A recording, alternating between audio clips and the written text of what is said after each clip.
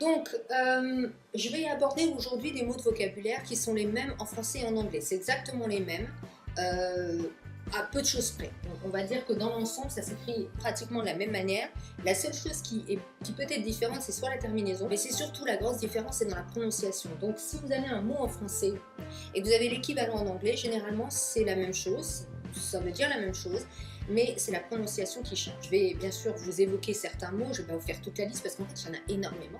Quand on regarde bien en français et en anglais, on a énormément de mots pareils. Quand j'ai commencé à étudier l'anglais, j'étais d'ailleurs très frappée par ça parce que je me suis dit, mais en fait, on n'a pas besoin d'avoir un dictionnaire. Bon, si, il faut avoir un dictionnaire bien sûr à côté de soi pour repérer certains mots, parce qu'on a des mots évidemment qui sont très étranges pour nous ou qu'on n'a jamais vu auparavant. Si on prend par exemple un mouchoir en anglais, évidemment, comment est-ce qu'on pourrait s'imaginer? Ça ne se dit pas un mouchoir, hein, ça n'a rien à voir, mais on va avoir par exemple un tissue.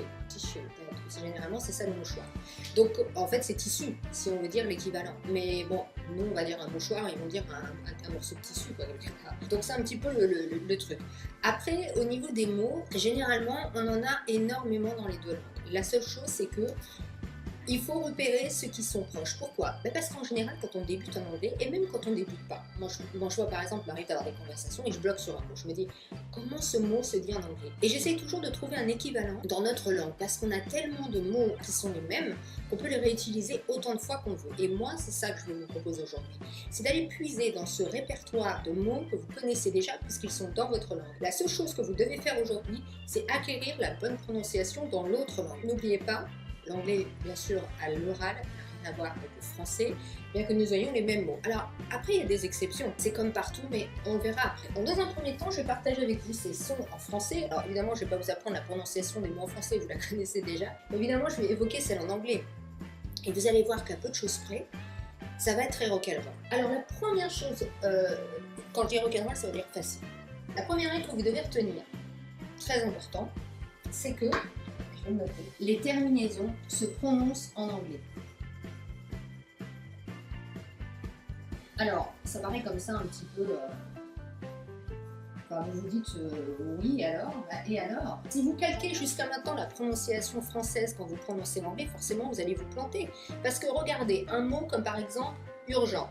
Urgent en anglais, urgent, c'est exactement le même. Mais quelle est la différence? Si vous prenez un mot comme, par exemple, urgent, alors, exemple urgent, en français et en anglais, c'est exactement le même, d'accord? Sauf que la différence, c'est quoi? C'est que urgent, j'entends pas de ENT chez moi, j'entends pas de son N, j'entends pas de T, j'entends urgent, en. Ah, si, peut-être un petit son nasal, mais j'entends pas le T. Alors que les Anglais vont dire urgent. Bon, là, j'ai décortiqué. Bien sûr, s'ils le disent dans le langage rapide, ils vont dire urgent. Ils vont le dire très rapidement. Mais le T est prononcé, il n'est pas muet. Donc ça, c'est une première règle qu'on va tout de suite mettre en application, c'est que les terminaisons se prononcent en anglais. Si je reviens ici sur mes mots, j'ai le mot format. Le mot format en français est le même qu'en anglais. Format. Donc, en sachant que la terminaison du mot se prononce, en sachant que le T n'est pas muet en anglais, comment vais-je prononcer le mot format? Alors ici, on a deux petits défis en fait. C'est le R ici, d'accord? Vous n'allez pas dire par exemple format. Ça m'est arrivé par exemple de le faire répéter, notamment je me sers beaucoup de mon mari comme cobaye, je testais un petit peu, il ne parle pas un mot d'anglais, mais en tout cas, il s'est bien répété. Déjà, c'est très bien. Si par exemple j'ai format, et bien en anglais je dirais format. Format. Et ici le T est prononcé. Donc ça donne deux syllabes. Format en français, format en anglais. Format. Format. Pas format. Format. Vous voyez, il ne faut pas non plus trop insister sur ce son final ici. Si on prend le même truc, ici on a journal. Bon, ici la terminaison, elle est la même. La seule différence, c'est que ce ne serait pas un son A ici, mais un son plutôt O. Journal. Journal. Ok? Ici, art. Pour reprendre le même exemple que format, le mot art en anglais est le même mot que le mot art en français. La seule différence, si je retiens la règle que la terminaison se prononce, c'est que ça se prononcera art. Et de la même façon que format, je prononce R et j'arrondis ma langue vers le haut du palais, et bien je fais pareil pour le art. Alright? Ok. Ensuite, nous avons ici des mots comme qualité. Alors, le mot qualité, Évidemment, la terminaison qui est ici en E n'existe pas en anglais. Il n'y a pas de E accent aigu. Il n'y a pas d'accent en fait en anglais. Vous verrez jamais un A avec un accent, ça n'existe pas. Par contre, E, la parade, c'est qu'ils vont remplacer par un Y, mais qui va se prononcer I. Ici, pour que vous vous retrouviez, parce qu'en fait, on a deux difficultés dans qualité. Enfin, deux difficultés, façon de parler. Deux sons inconnus par rapport à notre langue. Je préfère le dire comme ça. Ici, on a qualité. Nous, le U, en fait, à l'oral, c'est comme s'il n'existait pas. Il est écrit, mais à l'oral, est-ce qu'on dit qualité? Non, on dit qualité. Comme si c'était un KA. Alors qu'ici, en anglais, quand vous avez des QU comme ça, ou surtout le son Q, ça se prononce quoi. KW. Et même ici, plutôt comme le mot quoi en français. Parce que j'avais fait un test comme ça pour la prononciation du mot quality avec le KW et la restitution que j'avais eue c'était quality. C'était très marrant. Je me suis dit pourquoi est-ce que la personne sort ça? Donc je lui ai dit écoute, approximativement, si tu veux avoir un son proche de l'anglophone, tu vas dire quality. Quoi. Et là on a vraiment le wa francophone. Mais sans le son trop abusé. Quality. Alors, ici, c'est pas quality, quoi qu'on pourrait le dire, vous serez facilement compris si vous dites quality ou quality, ok, dans les deux sens ça marche. Donc ici, le défi c'est que vous avez un son quoi et un son i. Le deuxième truc aussi, c'est que si c'est un américain qui le prononce, il aura tendance à dire quality, donc il dira pas, alors on peut dire quality, mais il peut arriver qu'il dise quality, c'est la qualité, mais le T deviendra un D. Donc ça, à retenir dans la leçon du D et du T américain. Mot suivant qu'on a en commun, c'est journal. Journal. Donc ici, deux sons défis. Le J qui devient J, jor, et null qui reste. Mais au lieu de dire null, parce qu'on ne dirait pas journal, on dirait journal. Donc ici, on a un son J, comme le J, ok. Et la finale ici, al, deviendra O. Après, on a le mot âge. Exactement pareil en anglais qu'en français. Sauf que, ici, en anglais, on n'a pas le petit chapeau. Alors, le chapeau, accent circonflexe, ok. Pour ceux qui voudraient me dire, ok, au niveau grammaire, on ne fait pas comme ça. Âge devient age. Alors ici, la seule différence qu'on aura, c'est que ici, c'est plutôt un son E, comme on aurait H, comme un son l'accent grave, je dirais H. Age, comme ça. Age, comme ça. Age. Repeat after me. Age. Répétez comme ça encore et encore. Repeat over and over again. If you do that, you're going to master the sound. Si vous faites comme ça, vous allez maîtriser le son. Okay? So do it one more time with me. We're going to repeat the 4 words now. On va répéter ensemble les 4 mots pour que vous puissiez bien vous imprimer. Donc pour le premier, on a format,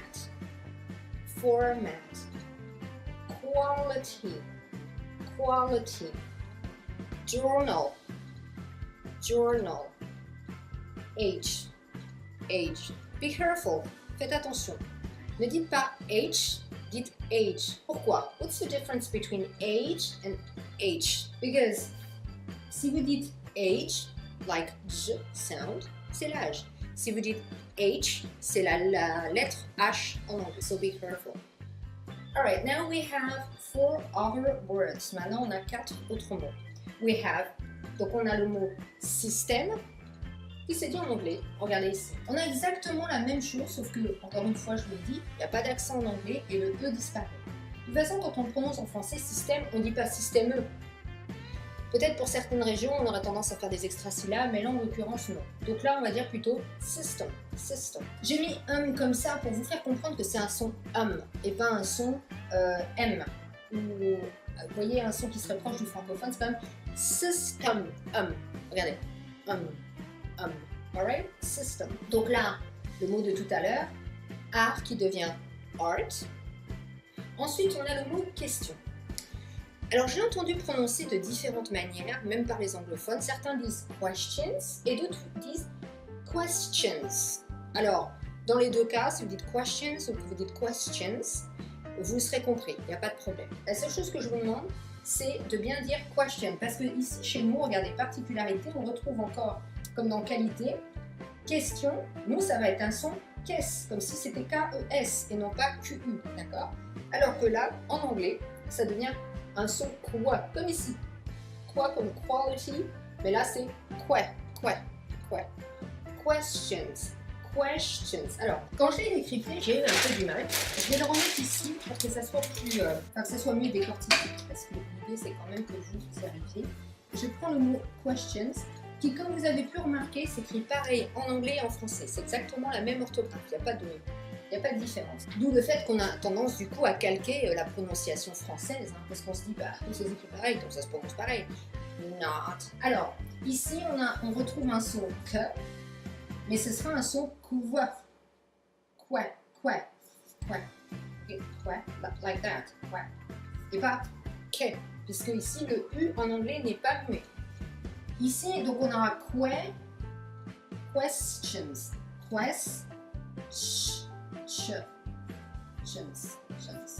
like that, questions, not questions. These are the questions.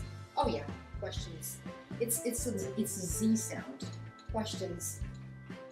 These are the questions. Questions. Yeah. Well, okay, so questions. This is the very important part of the word. Ici, c'est vraiment la partie importante du mot. C'est-à-dire que vous ne devez pas vous tromper quand vous dites I have a question. No, it's a question, all right? If you say to somebody who is English speaking, who's from a speaking English country, you're going to say questions and not question, okay? Last word. Dernier mot. Bien que le mot a l'air très simple à prononcer, j'ai eu beaucoup de défis de prononciation sur ce mot, ce qui est très intéressant d'ailleurs. Le mot stratégie, en français, qui est un mot quand même assez long, stratégie, bon, on n'a que 3 syllabes finalement, c'est pas très long. Mais en fait, c'est pas une question de problème de syllabes, c'est une question qui a beaucoup de sons.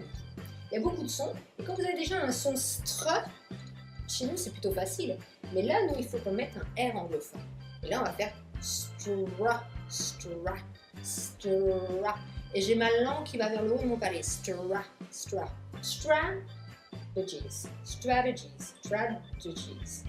Ici, le TE va être plutôt... il faut le dire rapidement. Il ne faut pas commencer à s'attarder sur strategies. These are the strategies. No, you can say strategies. That's all right, but you can say strategies. Et c'est plus courant de dire strategies parce que le T devient un D. Strategies. Le son G ici devient un J. Ici chez nous c'est J. Stratégie. Et ici on a un J. Et par contre la terminaison c'est I. C'est comme la tour de Pi. Strategies. Is. Yeah, that's right. Okay? So let's repeat those words together and then we're going to repeat the whole set of words right here. Donc on va répéter les 4 derniers mots et ensuite on répétera les mots. Et votre petite mission, entre guillemets, ce sera de trouver d'autres mots et d'augmenter votre répertoire. Donc ici, on reprend. System, art, questions, strategies. Let's repeat. Format, quality, journal, age, system, art, questions, strategies. And some people would say strategies, like that.